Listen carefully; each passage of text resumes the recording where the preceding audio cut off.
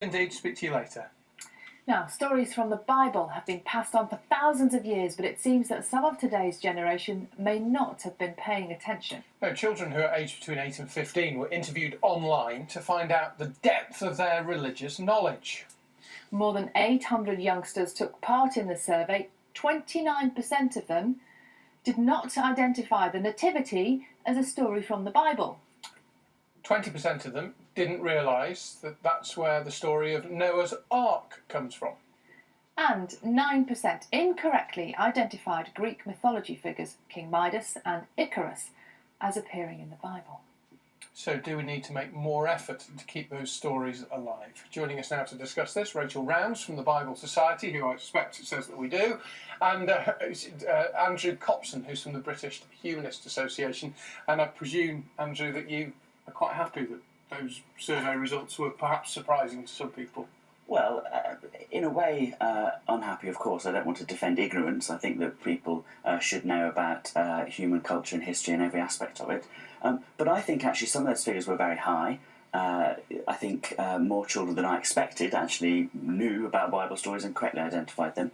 And I think that if you'd asked the same question about things that are equally important to our culture and our history, like the Greek myths, or like stories from Shakespeare or stories from history, I think you'd have found similar, if not higher, levels of ignorance. So I think that there are more things to be worried about than ignorance about the Bible. Rachel, one of the most striking figures from that is that many children didn't understand where the story of the Nativity came from. That's fairly basic. I would say it's fairly basic, yes, and I blame it on the film Love Actually, where the little boy at the end, I think he plays a lobster, and you think, I don't remember there being a lobster in the Nativity. But I think that's a question of schools obviously trying to include everyone, so they end up putting a Father Christmas in and everything else. So children don't know the story, or they know the story of the Nativity, but not where it comes from. And I mean, the figures are really, from our point of view, really rather worrying. But there is good news in there, in that 80% of parents that we polled said that when their child had engagement with the Bible, they wanted it to continue. And like Andrew said, the reason parents said that was because they said they were classic stories, that they were important for a child's knowledge of history and culture. And we believe that, and we want children to experience it because they're great stories. Does it really matter where they came from then?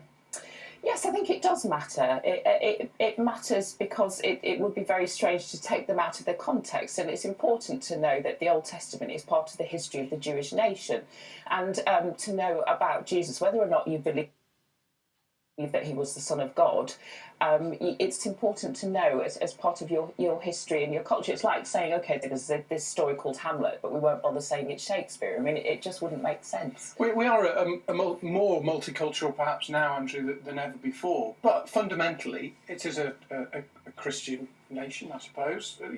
Shouldn't these stories underpin all children's learning? Well, I think it's problematic to describe Britain as a Christian Yeah, nation. of course, I appreciate most that, people aren't believing, practising Christians in this country. I mean, that's a really important figure that we should all, bear in mind, that the majority of people aren't believing, practising Christians in this country.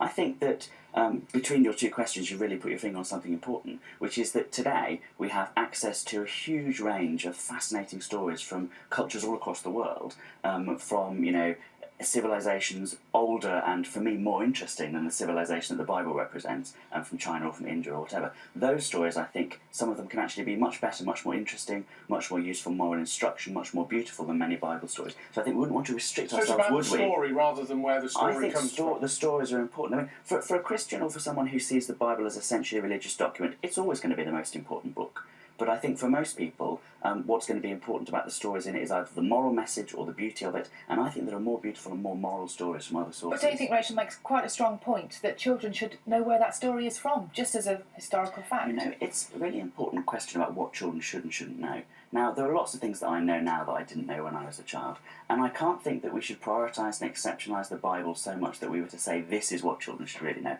Why can't people know about it when they're older? I mean, so I think those interesting questions. But I don't think. Well, then that's a discussion we have to have about which story is the best. I mean, I think there's a lot of stories better than the Bible. A lot of stories better than the Bible. I think Aesop's fables teach better morality, and I think some of the Greek myths are more exciting and interesting. Now, if you think the stories in the Bible are true, I can see why they're important. Andrew Copson, Rachel Rounds, thank you very much indeed for joining us this morning.